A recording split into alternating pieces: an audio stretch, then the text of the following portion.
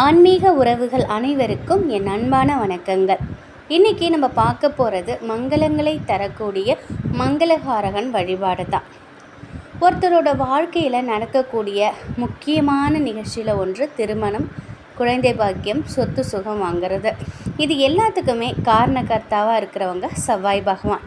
செவ்வாய் பகவானோட அருள் இருக்கிறவங்களுக்கு நிச்சயமாக விரைவில் திருமணம் ஏற்படும். திருமணத்தில் எந்த பிரச்சனையும் இருக்காது. கணவன் மனைவி ஒற்றுமையோடு வாழ்வாங்க. அவங்களுக்கு குழந்தை பாக்கியம் கிடைக்கும்.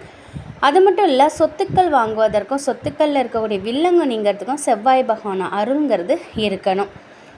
புரட்டாசி மாதத்தில் வரக்கூடிய செவ்வாய்க்கிழமைங்கிறது ரொம்ப ரொம்ப விசேஷமானது. இந்த செவ்வாய்க்கிழமையில் செவ்வாய் பகவானை நம்ம வழிபாடு செய்கிறதுனால நமக்கு பல நன்மைகள் உண்டாகும். செவ்வாய்க்கிழமையில் நம்ம பக்கத்தில் உள்ள முருகன் கோவிலுக்கு போகணும். முருகப்பெருமானுக்கு முன்னாடி ஒரு நெய் தீபம் ஏற்றி செவ்வரளி மலர்களை அவங்களுக்கு வாங்கி கொடுத்து 21 முறை வலம் வரணும். அடுத்தது நவ கிரகங்களில் இருக்கக்கூடிய செவ்வாய் பகவானுக்கு நம்ம ஒரு தீபம் ஏற்றணும்.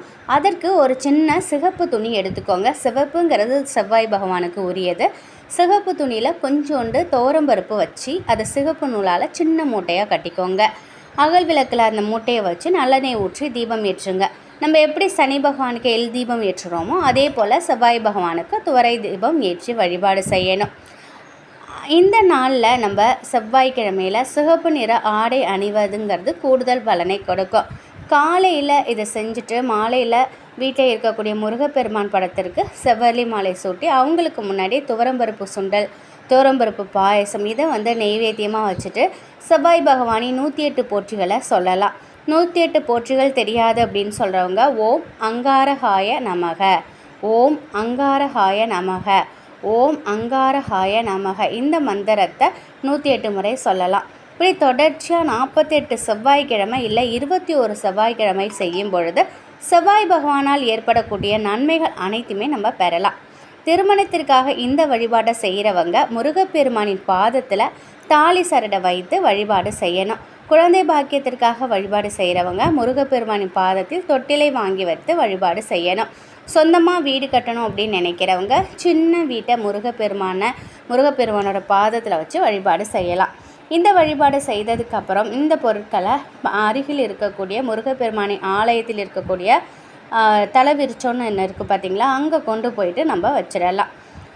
மங்களகரமான நிகழ்வுகள் நம் வாழ்வில் நடக்கிறதுக்கு காரணமாக இருக்கிறவங்க செவ்வாய் பகவான்.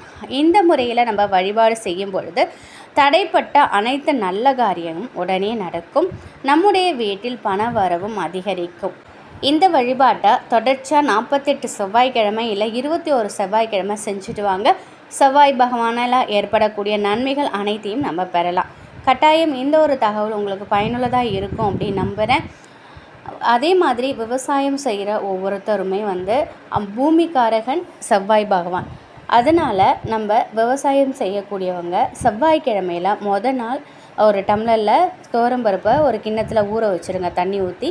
மறுநாள் அதை எடுத்து பூவரச மரம்னு சொல்கிறோம் பார்த்திங்களா, அந்த மரத்தில் இந்த தண்ணீரை அந்த துவரம்பருப்போட தண்ணீரை விட்டுக்கிட்டு வாங்க. அதாவது செவ்வாய் கிழமையில் செவ்வாய் ஓரையில் இதை நீங்கள் செய்துட்டு வரும்பொழுது கட்டாயம் விவசாயம் சம்மந்தப்பட்ட எதுலேயுமே இயற்கை சீற்றம் இல்லாமல் கட்டாயம் நமக்கு நம்முடைய விவசாயம் தொழிலில் நம்ம போடக்கூடிய முயற்சிகளில் பல மடங்கு லாபம் நமக்கு கிடைக்கும். இதையும் நீங்கள் ட்ரை பண்ணி பாருங்கள்.